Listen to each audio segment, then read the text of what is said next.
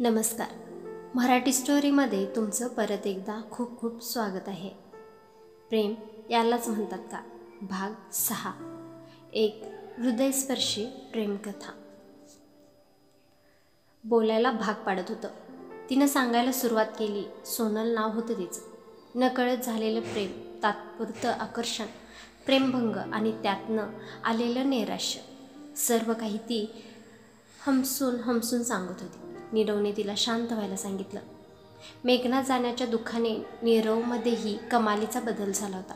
अचानक वयात आलेल्या मुलाप्रमाणे त्याच्यातला समंजसपणा वाढलेला. त्यानं परिस्थिती नीट हाताळली, तिला शांत केलं. या अनुभवातूनही काही शिकायचं आहे की असंच रडायचं आहे? नीरव त्याच्या बोलण्याचा रोख उमगून तिचं रडणं थांबलं. तू का रडत होतास? सोनलनं त्यालाही बोलतं करण्याचा प्रयत्न केला. मी कुठं रडत होतो नीरव,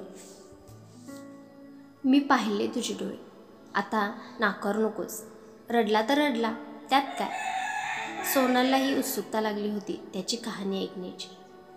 हे बघ, जिच्यासाठी मी रडत होतो तिचे विसर. मी मगाशीच मागे सोडले आहे आणि यापुढे असल्या झंझटमध्ये मी पडणारच नाही. त्यामुळे सांगून काही उपयोग नाही. नीरव एका दमात सगळे सांगितले. बरं बाबा, जाऊ दे. थँक्स, तुझ्याशी बोलून छान वाटले. फ्रेंड्स? सोनलने मैत्रीचा हात पुढे केला. फ्रेंड्स. नीरवनेही त्याच्या मैत्रीवर शिक्कामोर्तब केले. घरी जाताना रोज तिथं 7 वाजता भेटायचं ठरवून दोघे निघाले. त्याचवेळी कॉलेजच्या मुलांकडेही क्वचितच मोबाईल असायचे. मग यांची तर नुकतीच कुठे शाळा संपलेली, पण मैत्रीत रोज थोडासा वेळ तरी द्यायचा हे नक्की करून ते दोघं घराकडे मार्गस्थ झाले. दुसऱ्या दिवसापासून ते रोज तिथेच भेटू लागले. आकर्षण असं काही नव्हतं, फक्त एकटेपणा दूर करण्यासाठीची ओढ होती ती. आणि नीरवने तर अगोदरच स्पष्ट केलं होतं की त्याला असल्या झंझटमध्ये पुन्हा पडायचे नाही. त्यांचं रोजचं एकमेकांना भेटणं वाढलं होतं. अजून तरी या नात्यात त्यांनी मैत्रीचंच नाव दिलं होतं, पण खरंच ही मैत्री होती की नकळत फुलत चाललेलं त्यांच्यातील प्रेम, याचा अंदाज दोघांनाही अजून आला नव्हता. सोनलनेही याच्याबरोबरच 10वीची परीक्षा दिली होती. फक्त त्या दोघांच्या शाळा वेगवेगळ्या होत्या. सुट्टीतले 2 महिने खूप छान चालले होते. त्यांचं भेटणं बोलणं यातूनच ते समोरच्याला समजून घेत होते. नात्यातल्या पाकळ्या हळुवारपणे खुलू लागल्या होत्या. खरंच ही फक्त मैत्री आहे की त्या पल्याड आपले नाते सरकले? नीरव आणि सोनल दोघांनीही हा प्रश्न पडू लागला होता. आणि एक दिवस सोनल आलीच नाही. तासभर वाट पाहिली नीरवने. बेचैन झालेला तो सारखा चहूबाजूला पाहत होता. कुठूनही येईल ती अचानक, पण नाहीच आली ती. का? काय झाले असेल? ती ठीक तर असेल ना? प्रश्नांची सबरबत्ती नीरवच्या डोक्यात सुरू झाली. तिचं घर तर माहीत होतं त्याला, पण कधी घरी गेला नव्हता तिच्या. तरी ठरवलंच त्यानं, आता जाऊन पाहायचं. नेमकं आज ती का आली नाही? नीरव साधारणपणे 15व्या मिनिटाला तिच्या घराजवळ पोचला. सोनलच्या चाळीतलं तिच्या घरापाशी पोचतोच बाहेर 4-5 चांगल्या कपड्यातली माणसं गप्पा मारताना त्याने पाहिली. घरात बायकांची लगबग दिसत होती. तिथंच घुटमळत नीरव त्या माणसांचं बोलणं कान टवकारून ऐकायला लागला. मुलगी खरंच छान आहे. बघू आता मामाला सून म्हणून आवडते का? एक जण म्हणाला आणि बाकीचे त्याच्या म्हणण्याला दुजोरा देऊ लागले. आता हे ऐकून नीरवच्या पायाखालची जमीनच सरकायची बाकी होती. तडक तिथून निघायला तो मागे वळला तसं सोनल वरच्या खोलीच्या पायऱ्या उतरत खाली येताना दिसली.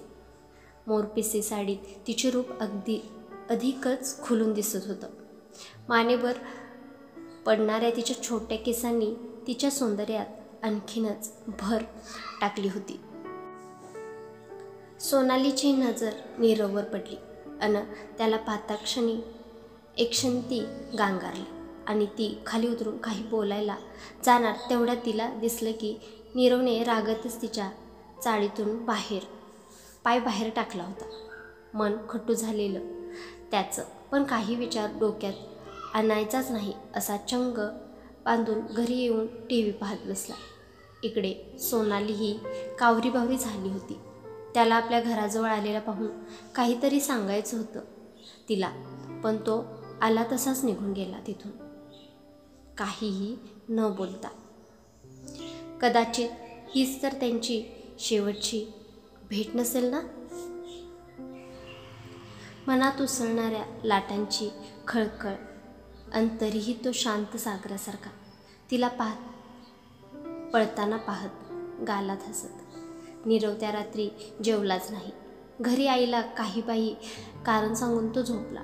झोप कसली येत होती तरीही या कुशीवरून त्या कुशीवर वळवळ चालूच होती त्याची. संध्याकाळचा प्रसंग आठवला. सोनल समोर आली. कसली गोड दिसत होती ती. तिच्या मोरपिसी साडीवरचं लालसर धाग्यातलं नक्षीकाम, बॉबकट केसामुळे तिच्या सौंदर्याला चार चांद लागले होते. काही विशिष्ट मुलींनाच शोभतो बॉबकट. खाली उतरताना एका हाताने तिने पकडलेलं पदराचं टोक, दुसऱ्या हातानं साडी जमिनीला लागू नये म्हणून पकडलेल्या निऱ्या. मला पण सर्व निऱ्याच म्हणतात. ह्या निऱ्या पण लोळायचा बाकी आहे आता जमिनीवर. त्याला अलगद पकडायचा विचार नाही आला का तिला? आणि आत्ताच तर कुठे हिची 10वी झाली आहे. एवढी काय घाई पडली घरच्यांना तिच्या लग्नाची? अहो, अजून निकाल पण लागला नाही. इतक्या कमी वयात कसं काय लग्न लावू शकतात हे? नीरवच्या मनात विचारांचं थैमान लागलं होतं.